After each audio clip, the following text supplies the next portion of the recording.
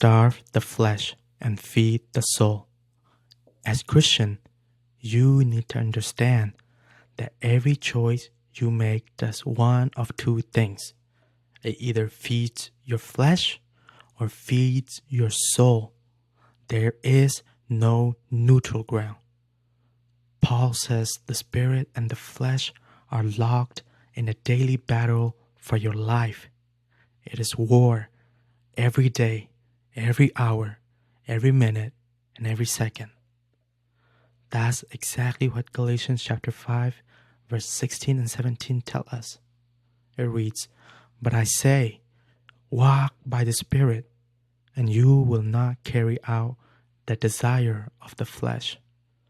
For the flesh sets its desire against the Spirit, and the Spirit against the flesh.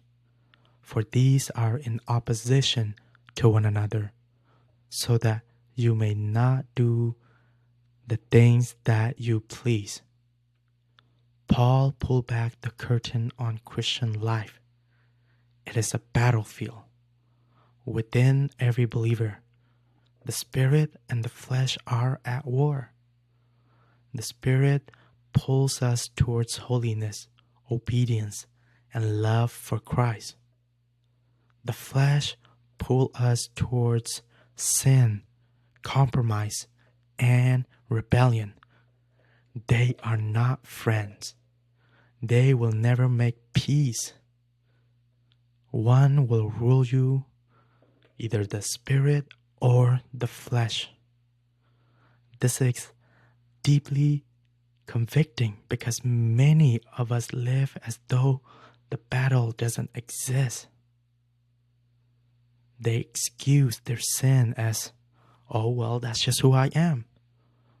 And they flirt with temptation, dabble in worldliness, and think they can manage the flesh. But Paul warns that if you are not actively walking by the Spirit, you are already surrendering to the flesh. Neutrality does not exist. The Spirit and the flesh are in opposition. So if you are feeding one, you are starving the other. And here is the piercing truth. The flesh is relentless. It will not stop pulling you down until the very day you die. And the more you give in, the stronger it becomes. Every indulgence hardens your heart. It dulls your conscience and make discipline more difficult. And the more you resist, the weaker the flesh grows. Every act of obedience starve it. Every surrender to the Spirit strengthen you. But this fight is not passive. It is intentional. Feeding the soul takes discipline. Walking in the Spirit requires resistant, daily devotion to prayer, scripture, and obedience. And there will be days when you won't feel like praying, reading the Word, or pursuing holiness. Your flesh will whisper. It will say, "Not today." But maturity is not about feeling. It is about faithfulness.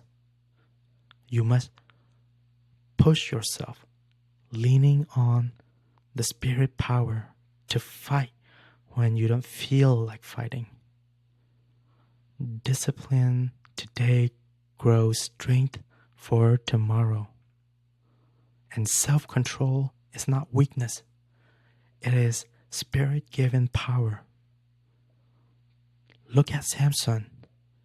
He had unmatched physical strength, but no control over his desire, and it destroyed him. Or let's take a look at David, a man after God's heart. Yet when he fed his lust instead of restraining it, he fell into adultery and murder. Strength without self-control leads to ruin. But Spirit-filled self-control lead to life and victory. And here's the hope. Those who belong to Christ are not left powerless. The Spirit of God lives within you, supplying the strength to fight, to restrain, to endure, and to grow.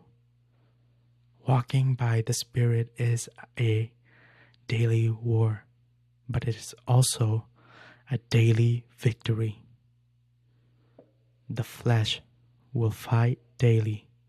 Some days, your feeling will push you towards laziness, compromise, or silence. But by the Spirit, you can push that back. Discipline weakens the flesh, strengthens the soul, and lead you to victory in Christ.